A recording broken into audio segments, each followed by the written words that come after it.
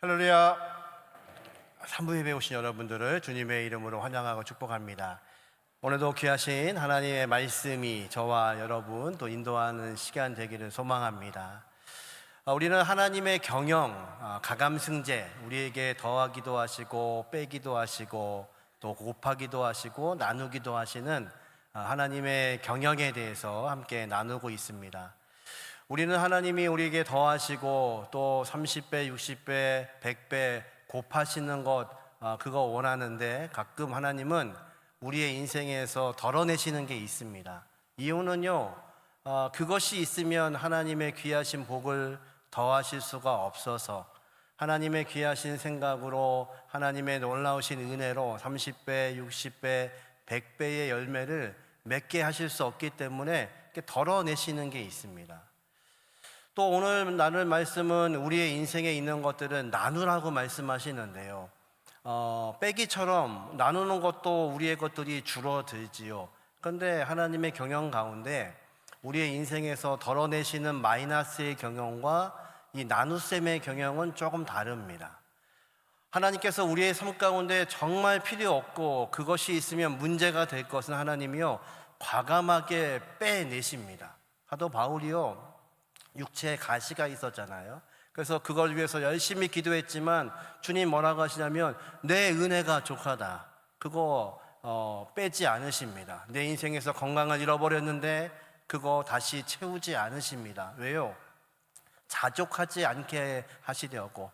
그것이 있으면 이 모든 것이 완전하면 그가 하나님을 섬기고 하나님을 섬기며 찬양하고 예배하기에 그가 온전하지 않을 것 같아서 하나님이 그렇게 빼내시는 겁니다.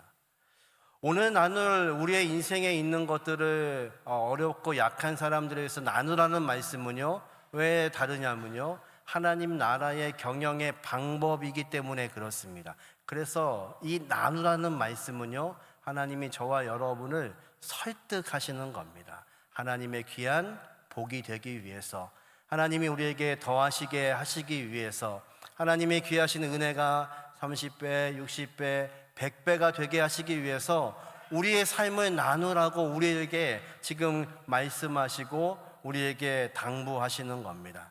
오늘 아침에 이 귀하신 말씀이 저와 여러분에게 부딪혀서 하나님께서 우리를 설득하셔서 이 귀하신 복이 저와 여러분의 복이 되게 하시기를 주님의 이름으로 축원합니다. 지난주 30배, 60배, 100배의 열매를 맺는 이야기를 하면서 예수님께서 어린아이의 도시락으로 수천 명을 먹였던 이야기를 나누었습니다. 근데 그 시간에 예수님은요 이 많은 사람들을 제자들이 먹일 수 없다는 것을 너무나 잘 아심에도 불구하고 그들에게 말씀하시지요. 예수님의 생각과 제 아들의 생각이 얼마나 달랐는지를 마태복음 14장 15절과 16절 우리 같이 한번 읽어보겠습니다. 같이 읽습니다. 저녁이 되매 제자들이 나와 이르되 이곳은 빈들이요 때도 이미 저물었으니 무리를 보내어 마을에 들어가 먹을 것을 사 먹게 하소서. 예수께서 이르시되 갈 것 없다. 너희가 먹을 것을 주라. 예수님의 생각과 제 아들의 생각이 전혀 다르죠. 제 아들의 생각은요 날이 저물었습니다. 예수님 환경을 말하는 겁니다. 그러니까 이 많은 사람들 배고프니까 마을에 들어가서 각자 먹게 하시지요. 굉장히 합리적인 생각입니다. 이 많은 사람들 우리가 먹일 수가 없으니까요. 먹이려면 400데나리온을 가지고도 부족하니까 그것이 있어도 우리가 다 가서 사와서 먹일 수가 없는 인원이니까 제 아들은 그렇게 생각을 합니다. 근데 예수님 뭐라고 하시냐면요 그렇게 하지 말랍니다. 너희가 먹을 것을 주라. 예수님이요 제 아들에게 그런 능력이 있다고 믿으셨을까요? 아니요. 제 아들에게는 그런 능력이 없습니다. 저와 여러분에게는 그런 능력이 없습니다. 주님은 아십니다. 그런데 왜 주님은 제 아들에게 너희가 먹을 것을 주라고 하시는 걸까요? 그 일을 하시는 분은 전능하신 주님이십니다. 그런데 주님은 지금 제자들과 저와 여러분을 축복의 통로로 사용하기를 원하시는 겁니다. 제 아들을 부르시지요. 그리고 어린아이의 도시락을 가지고 축사하십니다. 저 천국에 가면 예수님께 정말 물어보고 싶은 게 이겁니다. 예수님, 그때 축복 기도하시니까 손에서 그 많은 떡들이 나가고 물고기가 나갔나요? 아니면 이거 가지고 제 아들한테 주셨는데 그들이 조금씩 조금씩 나눌 때마다 점점 풍성해졌나요? 만약 주님이 주신 그대로를 가지고 그것을 나누었다면요, 제 아들은요 놀라운 경험을 했을 겁니다. 그 조그만 떡을 가지고요 떼어줬더니, 김집사님 떼어줬더니 이게 또 생깁니다. 오, 이 집사님 드리니까 또 생깁니다. 야, 고기 가진 사람 어디 있어? 그 제자가 와서요 생선을 떼었더니요 또 생깁니다. 아마 그날 12명의 제자는요 감당할 수 없는 놀라운 은혜를 경험했을 겁니다. 하나님이 하시는 일, 주님이 하셔야 될 일을요 자신들이 축복의 통로가 되어서 그것을 했다면 그들이 이것이 얼마나 감격스러웠을까요? 예수님이 베푸셨던 첫 번째 이적은요 가나의 혼인잔치에서 물이 포도주가 되는 거였습니다. 혼인집에 포도주가 떨어졌습니다. 예수님이요 하인들에게 명령하시죠. 큰 항아리에 물을 채우라고 말씀합니다. 채웠더니요 떠다가 주라고 말씀하십니다. 그걸 먹는 사람들이 많아지요. 다른 집은 처음에 좋은 거 주다가 취하면 안 좋은 거 주는데 이 집은 지금까지 좋은 포도주가 있답니다. 그들은 몰랐지요. 먹기만 하니까요. 그런데 종들은 알았습니다. 이 포도주가, 이 좋은 포도주가 무엇이었냐면 물이 변하여 포도주가 된 사실을 그들은 알고 있습니다. 아마 그 하인들은요 평생 간증했을 겁니다. 너희들은 몰랐지. 그때 예수님이 말씀하셔서 내가 물을 떠다 줬는데 그게 포도주가 되었어. 그 축복의 통로가 되었던 것을요 그들은 감격하며 말했을 겁니다. 여러분, 주님께서는요 전능하신 하나님은요 저와 여러분이 이 땅을 살면서 다 감당하지 못할 거라는 것을 아십니다. 근데 왜 우리를 사용하실까요? 저와 여러분이 하나님이 하시는, 전능하신 주님이 하시는 그 축복의 통로가 되기를 원하시는 겁니다. 사람들은 말하죠. 인생에는요 한 3번의 기회가 온답니다. 그 기회를 잡아야 된답니다. 아니요, 기회를 잡으려고 생각하지 마시고요 정말 잡아야 될 것이 하나 있습니다. 하나님께서 저와 여러분을 축복의 통로로 사용하실 때 그때 그 기회를 절대로 놓치시면 안 됩니다. 왜냐하면 그것을 통해서 저와 여러분이 어떤 존재인지를 알게 하시고 하나님의 귀하신 나라가 이 땅에 임하는 것을 저와 여러분을 통해서 이루시기 때문에 그렇습니다. 여러분, 저와 여러분의 삶에 있는 다른 기회가 아니라 축복의 통로로 저와 여러분을 사용하기 원하신다면 여러분 그건 놓치지 않고 그 기회를 잡는 대응의 모든 가족들 되게 하시기를 주님의 이름으로 축원합니다. 이렇게 약하고 힘든 자들에게 주님은 주라고 하십니다. 빈들에서 배고파하는 그들에게 먹이라고 하십니다. 그러면 어떤 복이 있나요? 누가복음 6장 38절 말씀 같이 한번 읽어봅니다. 같이 읽습니다. 주라, 그리하면 너희에게 줄 것이니 곧 후히 되어 누르고 흔들어 넘치도록 하여 너희에게 안겨주리라. 너희가 헤아리는 그 헤아림으로 너희도 헤아림을 도로 받을 것이니라. 아멘. 여러분 너무 좋아하시는 말씀이죠. 하나님이요 주라고 말씀하세요. 주님이 주라고 말씀하세요. 그렇게 하면 어떤 복이 있냐면요 하나님께서 우리에게 누르고 흔들어서 넘치도록. 얼마나 좋은가요? 여러분, 저와 여러분에게 있는 그 그릇을요 하나님께서요 누르신답니다.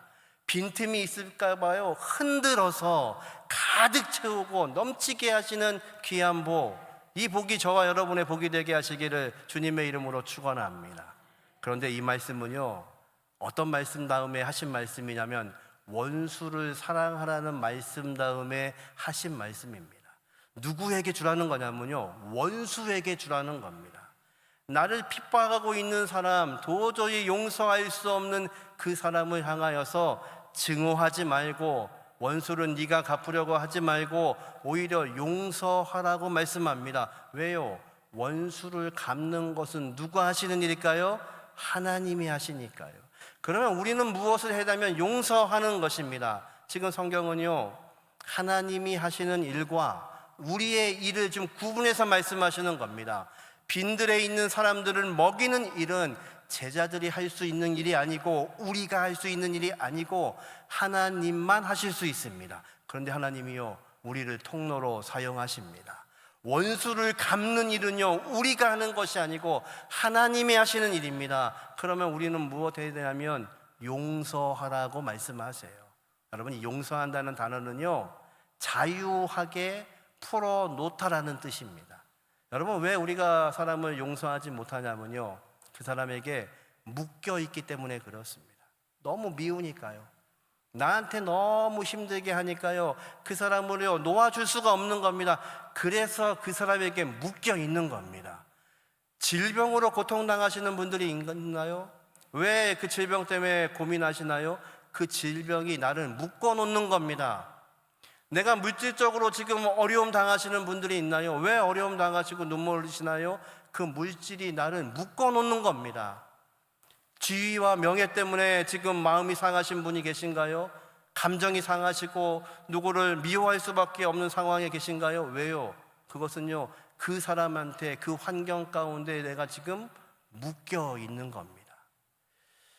예수님께서 예루살렘 성에 들어오시면서 제자들을 시키시죠. 저 마을에 들어가서 묶여있는 나귀 새끼가 있을 텐데 풀어 갖고 오라고 말씀하세요. 제자들이 묻지요. 주인이 뭐라고 하면 어떻게 하나요? 그러면 뭐라고요?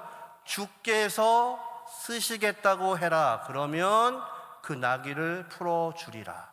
여러분, 저와 여러분의 인생에 지금 묶여있는 이 모든 것은요, 주님께서 말씀하셔야 풀려집니다.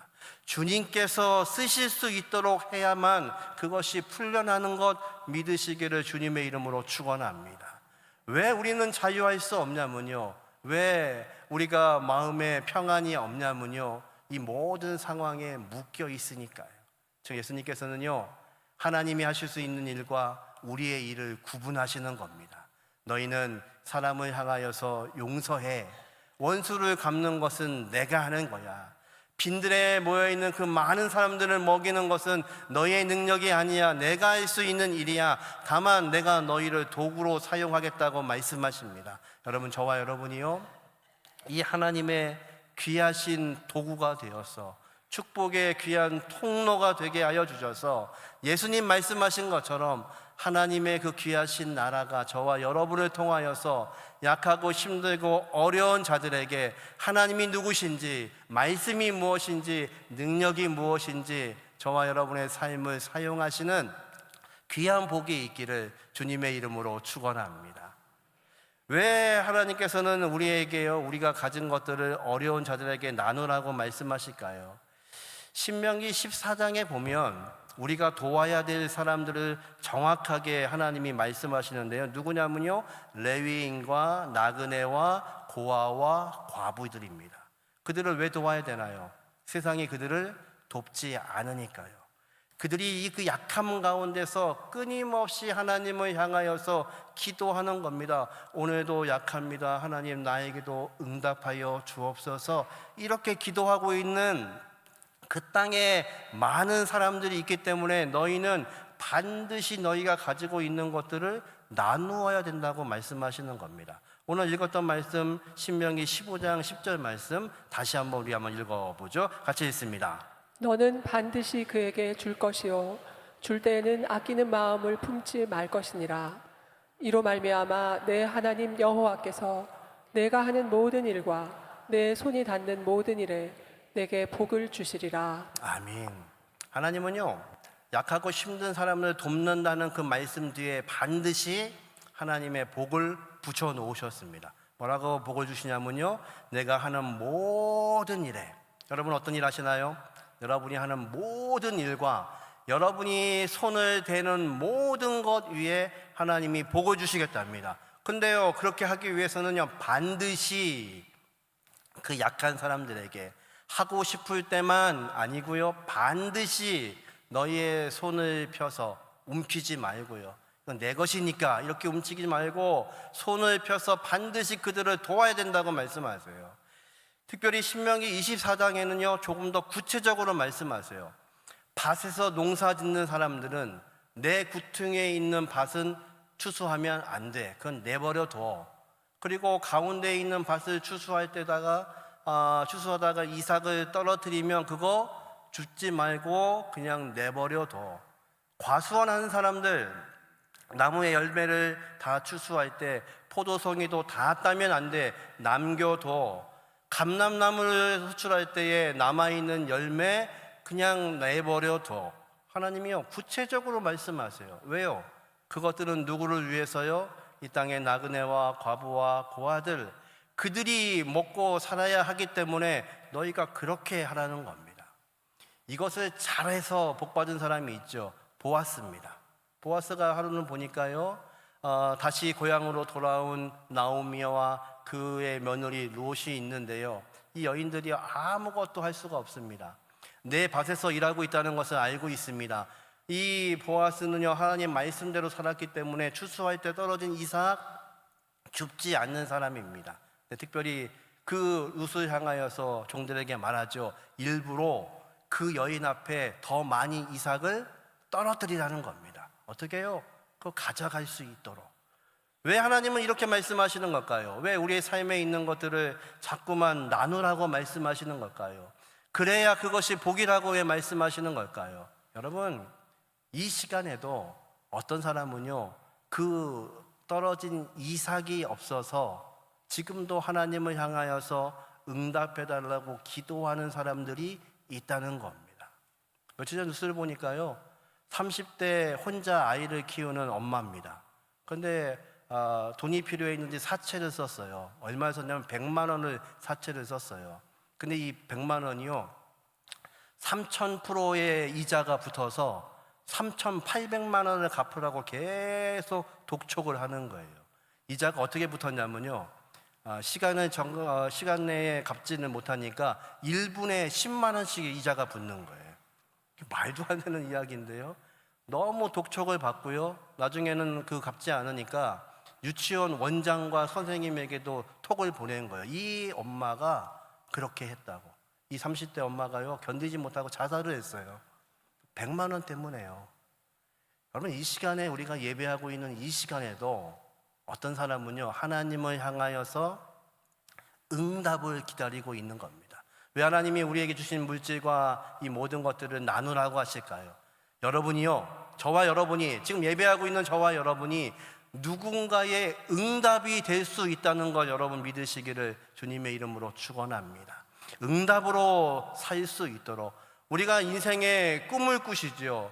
로또가 되는 게 꿈이신가요? 아니요, 그런 꿈은 꾸시면 안 됩니다. 여러분이 꿈 꾸셔야 될 게 있는데요, 내가 누군가의 응답이 되게 해주십시오. 보아스처럼요, 한 여인의 기도의 응답, 어떻게 살아가지? 근데 그 기도의 응답이 보아스를 통해서 이루어지는 거예요. 다른 것도 아니고요, 추수하는 그 마당에서 더 많은 이삭을 떨어뜨리는 거. 그래서 부담 갖지 않고, 마음에 근심하지 않고, 그거 가지고서 시어머니를 봉양할 수 있게 하는 마음, 그것이요, 이 여인들을 살립니다. 그런데 놀라운 것은요, 하나님께서 우리에게 약한 사람들을 도우라고 말씀하시는데 또 하나의 복이 있습니다. 시편 41편 1절부터 3절 말씀을 읽으시는데 주의해서 읽기를 원합니다. 같이 한번 읽어보죠. 가난한 자를 보살피는 자에게 복이 있으며 재앙의 날에 여호와께서 그를 건지시리로다. 여호와께서 그를 지키사 살게 하시리니 그가 이 세상에서 복을 받을 것이라. 주여, 그를 그 원수들의 뜻에 맡기지 마소서. 여호와께서 그를 병상에서 붙드시고 그가 누워 있을 때마다 그의 병을 고쳐 주시나이다. 아멘. 뭐라고 말씀하시냐면요, 우리가 가난한 사람을 보살피면 복이 있는데 그 복이 뭐냐면요, 재앙의 날에 여호와께서 그 사람을 건지시겠답니다. 뭐한 사람을요? 가난하고 약한 사람을 도운 사람을요. 여러분, 우리 삶을 살다 보면요, 이런 순간이 오죠. 눈앞에 캄캄해지는 순간이 옵니다. 경제적으로든 건강이든 환경이든 죽었구나 하는 그 순간에, 그 재앙의 순간에요, 전능하신 하나님이 건지신대요. 누구를요? 가난하고 약한 사람을 보살핀 자를. 또 뭐라고 하시냐면 3절에 보니까요, 여호와께서 그를 병상에서 붙드시고 그가 누워 있을 때마다 그의 병을 고쳐 주시느니라. 믿으시나요? 여러분 어떤 질병에서 나음 받으신 일이 있으신가요? 어쩌면요 그것이 우연이 아니라 여러분이 이 말씀대로 살았기 때문에 약하고 가난한 사람을 위해서 기억도 나지 않는데 그를 위해서 최선을 다했던 것 하나님이 보시고요, 우리가 환난 당하고 있을 때에, 우리가 질병으로 고난 당하고 있을 때에 전능하신 하나님께서 일하신다는 것 여러분 믿으시기를 주님의 이름으로 축원합니다. 한 20년도 더 지난 때인데요, 제가 전사 시절입니다. 어느 연구소의 그 신우회 말씀을 인도하고 있을 때인데요, 그곳에서 만난 한 장로님이 전화가 오셨어요. 전사님, 기도 제목 부탁할게요. 제가요 병원에 갔더니 암이래요. 한 6개월 정도 살 수 있대요. 마음이 참 아프죠. 근데 새벽 기도를 인도를 우리 교회는 창세기 1장부터 말라기까지 한 장씩 나가잖아요. 근데 그 주간에 제가 10편을 인도하고 있었는데 41편을 설교했던 아침입니다. 그래서 이 말씀이 떠오르는 거예요. 제가 조심스럽게 말씀을 드렸어요. 장로님, 10편 41편에 보니까 이런 말씀이 있습니다. 하나님께서 장로님에게 어떤 은혜를 주실지 모르겠는데 혹시라도 정말 약하고 어려운 사람이 주변에 있다면 한번 마음으로 도와보시면 어떨까요? 이 말씀대로 하나님이 하신다고 우리가 믿으면 그 하나님이 장로님 치료하지 않을까요? 정말 뭐 나이도 어린 전사가 조심스럽게 말씀을 드렸어요. 그랬더니 이 장로님이요 이 말씀대로 생활을 하시려고, 그런데 가까이에 있는 가장 어려운 사람이 누군가 생각을 하셨대요. 그랬더니요 자기 집에서 일하시는 가정부가 있는데 그 가정부 아들이 중학교에 들어갔다는 생각이 드시더라는 거예요. 참 어려울 텐데. 그래서 이 아이한테 장학금을 줘야겠다. 그때는 뭐 중학교, 고등학교 다 학비를 낼 때니까요. 그렇게 시작하셨어요. 한 학기가 지났죠. 또 두 학기가 지났죠. 세 학기가 지났죠. 이 아이가요 중학교를 졸업했어요. 고등학교에 갔어요. 또 고등학교 장학금도 이분이 내주시는 거예요. 3년 동안 내어주고요. 3년 되니까 대학교에 입학을 했어요. 대학교 4년 장학금을 계속 내어주시는 거예요. 이 아이가요 미국에 유학을 갈 일이 생겼어요. 미국에 가서 대학원 하는 과정도 다 도와주신 거예요. 나중에 이 아이가 신학을 하고요 목사가 됐어요. 그때까지 섬기시는 거예요. 이분 어떻게 되셨다고요? 안 돌아가셨어요. 하나님이 고치셨어요. 이분이 뭐라고 간증하시냐면요, 처음에는 이 말씀처럼 살아보려고, 혹시 내가 좋은 일을 하면 정말 이 말씀처럼 나 살려달라고 이 아이 등록금을 내셨대요. 근데 시간이 갈수록 마음에 주시는 마음이요, 야 내가 이 아이를 돌보지 않으면 이 아이는 이 땅에서 살아갈 수가 없겠구나. 그래서 내가 죽더라도 이 아이 장학금을 위해서 통장을 하나 만드셨대요. 그런 마음으로 매 학기를 이렇게 섬기신 거예요. 그랬더니요 그 질병이 치유가 됐어요. 여러분, 하나님이 일하시는 방법은요 순환하시는 방법이세요. 보아스가요 한 여인을 보고 불쌍히 여겨서 그 여인의 기도 응답으로 귀한 것들을 나누었지만 보아스는 알지 못했어요. 이 일을 통하여서 그 여인이 내 아내가 되고, 그리고 놀랍게도요 그 자녀들이 다윗의 계보를 잇는 그의 자녀들 가운데 다윗의 가문이 생길 거라고는 상상도 하지 못했을 거예요. 그뿐인가요? 다윗의 자손을 통하여서 메시아 예수 그리스도가 태어남으로 예수의 귀한 족보에 내 이름이 올라갈 것이라고 보아스는 꿈도 꾸지 못했을 거예요. 여러분, 하나님의 은혜는요 우리가 누군가의 기도에 응답이 되면 전능하신 하나님께서는요 우리의 기도의 응답에도 함께 하시는 전능하신 하나님이신 것 믿으시기를 주님의 이름으로 축원합니다. 저와 여러분이요 이 귀한 은혜가 있기를 주님의 이름으로 축원합니다. 그래서 우리의 것들을 나누게 하여 주심으로 하나님의 귀한 축복의 통로가 되게 하시는 은혜가 있기를 주님의 이름으로 축원합니다. 마지막으로 하나님은요 우리의 것을 나누라고만 말씀하지 않으시고 당신의 것을 우리에게 나누어 주시기도 하십니다. 이스라엘 백성들에게요 가나안 땅을 주시고 제비 뽑아서 각 지파별로 가족별로 이제 이 분깃을 나누어 주시죠. 민수기 33장 54절부터 55절 같이 한번 읽어보겠습니다. 같이 읽습니다. 너희의 종족을 따라 그 땅을 제비 뽑아 나눌 것이니 수가 많으면 많은 기업을 주고 적으면 적은 기업을 주되 각기 제비 뽑은 대로 그 소유가 될 것인즉 너희 조상의 지파를 따라 기업을 받을 것이니라. 너희가 만일 그 땅의 원주민을 너희 앞에서 몰아내지 아니하면 너희가 남겨둔 자들이 너희의 눈에 가시와 너희의 옆구리에 찌르는 것이 되어 너희가 거주하는 땅에서 너희를 괴롭게 할 것이요. 아멘. 하나님이 가나안 땅을 나눠 주시고 뭐라고 하시냐면요 그 지파대로 가족 수대로 하나님께서 그 땅을 나누어 주셨어요. 나누어 주신 데에는요 우리에게 주시는 사명도 주셨어요. 어떤 사명이냐면 그 땅에 있는 사람들은 내어 쫓으라. 그런데 이스라엘 백성은 그렇게 살지 않았습니다. 그 땅에 들어가서 여전히 그 땅에 있는 우상들을 섬깁니다. 그래서 그들이 가지고 있는 이 모든 것들을 빼앗길 때까지도 하나님이 나에게 주신 것에 대한 사명을 알지를 못했어요. 여러분, 저와 여러분에게 하나님이 물질을 주셨나요? 건강을 주셨나요? 아니면 나만의 달란트를 주셨나요? 여러분, 그것을 주신 이유는요 우리에게 사명이 있기 때문에 그것을 주신 겁니다. 저와 여러분이 잘 살라고, 우리만 먹고 잘 살자고 우리에게 주신 것이 아니라 하나님께서는요 그것을 우리에게 달란트로 주신 겁니다. 달란트 비유 기억나시나요? 주인이 떠나면서 종들에게 달란트를 나누어 줍니다. 한 달란트 받은 종은요 주인을 오해했습니다. 이거 가지고 장사하다가 날려버리면 주인에게 환하게 혼날 줄 알고 땅에 묻어두었습니다. 그리고 주인 왔을 때 다시 그거 가지고 왔지요. 주인이 뭐라고 하냐면요 악하고 게으른 종아. 왜 악하고 게으른가요? 주인의 마음을 모르는 겁니다. 주인이 그것을 주신 데에는요 그것을 가지고 주인의 생각으로 그것을 쓰라는 겁니다. 그런데 그렇게 하지 못한 겁니다. 5달란트 받고 3달란트 받은 종 남겼기 때문에 칭찬하는 건가요? 아니요. 최선을 다하여 남김으로 인하여서 주인의 마음이 어디에 있는지를 알았던 겁니다. 하나님이요 저와 여러분에게 주신 이 모든 것들, 우리의 생명, 우리의 젊음, 우리의 재능, 우리의 물질, 우리의 달란트, 이 모든 것은 사명을 위해 주신 겁니다.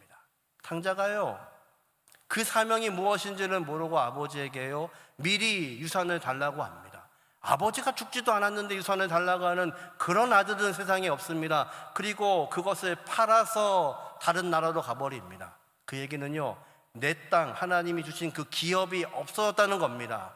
이방인에게 그 땅이 넘어갔다는 겁니다. 싸게 팔았겠죠. 아무도 그걸 사지 않으니까요. 왜냐하면 그것을 사도 아버지가 죽기 전에는 재산권을 인정하지 않는 땅이 이스라엘 땅이니까요. 그러니까 헐값에 팔았을 겁니다. 그리고요 다 날려버리고 이제 고향으로 돌아갑니다. 아버지에게 아들이라고 못하니까 종으로 써달라고 하자. 그게 그 아들의 오해였습니다. 여러분, 그는요 그에게 받은 하나님이 주신 은혜와 은사가 무엇인지를 알지를 못했던 겁니다. 여러분, 저와 여러분에게 하나님이 어떤 은혜를 주셨고 어떤 것으로 함께 하셨나요? 이것이 세상을 향해 나누어지게 하여 주심으로 하나님께서 저와 여러분에게 계획하시고 준비하신 더하시고 곱하시고 은혜 주시는 이 모든 복이 저와 여러분의 복이 되게 하시기를 주님의 이름으로 축원합니다. 성경은요 예수님께서 우리에게 또 하나의 큰 명령을 하고 떠나시지요. 마태복음 28장 19절 20절 너무 잘하는 말씀 우리 큰 소리로 같이 읽겠습니다. 같이 읽습니다. 그러므로 너희는 가서 모든 족속으로 제자를 삼아 아버지와 아들과 성령의 이름으로 침례를 베풀고 내가 너희에게 분부한 모든 것을 가르쳐 지키게 하라. 볼지어다 내가 세상 끝날까지 너희와 항상 함께 있으리라 하시니라. 아멘. 왜 하나님께서는요 이 위대하신 사명을 우리에게 말씀하실까요? 우리가 감당할 수 있다고 믿으시나요? 아니요, 우리에겐 그런 능력이 없습니다.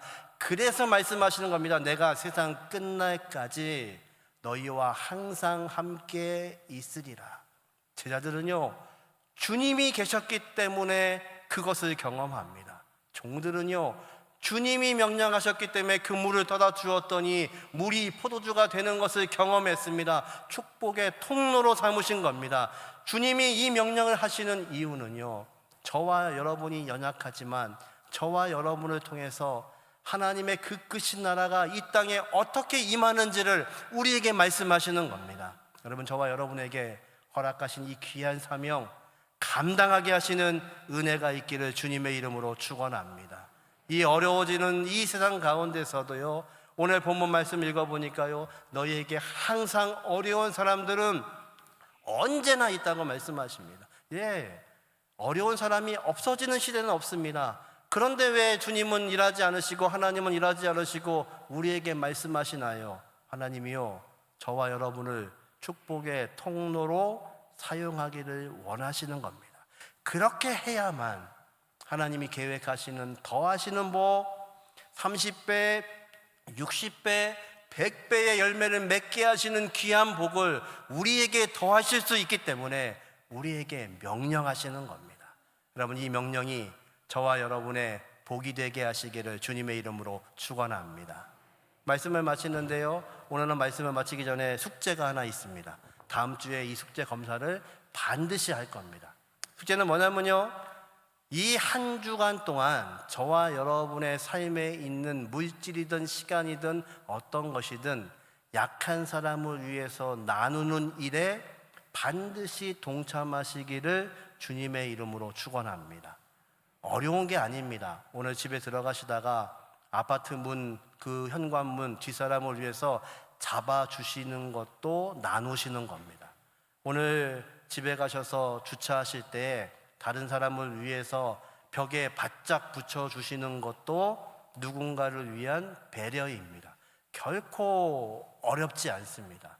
이번 한 주간 동안의 대흥의 모든 가족들이요, 이 대전 도성에서 그렇게 하나님 주신 것을 나누며 산다면 대전 도성이 얼마나 기쁘고 환하고 아름다워질까요? 겨우 우리 때문에 뭐가 변하겠어요? 아니요. 하나님은 그 작은 것을 통하여서, 지난주에 말씀드린 것처럼 작은 씨앗을 통하여서 100배의 열매를 맺게 하시는 분이 전능하신 하나님이십니다. 우리에게 능력이 있지 않습니다. 우리에게 그런 마음이 있지 않습니다.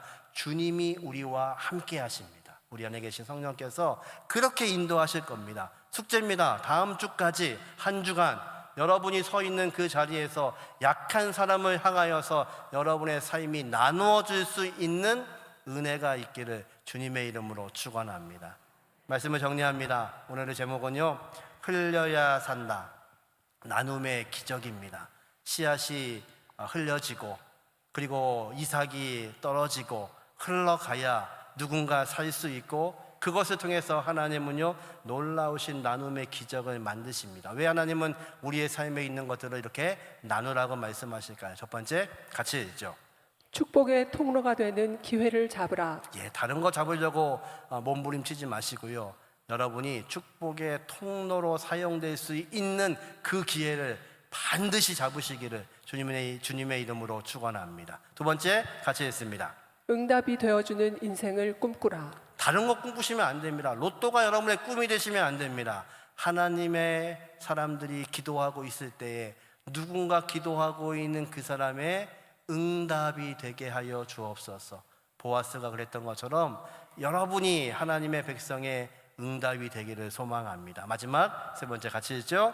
사명과 함께 은혜를 흘려 보내라. 여러분에게 주신 모든 것들은요, 사명입니다. 그 사명을 감당하시는 우리 대흥의 모든 가족들 되게 하시기를 주님의 이름으로 축원합니다.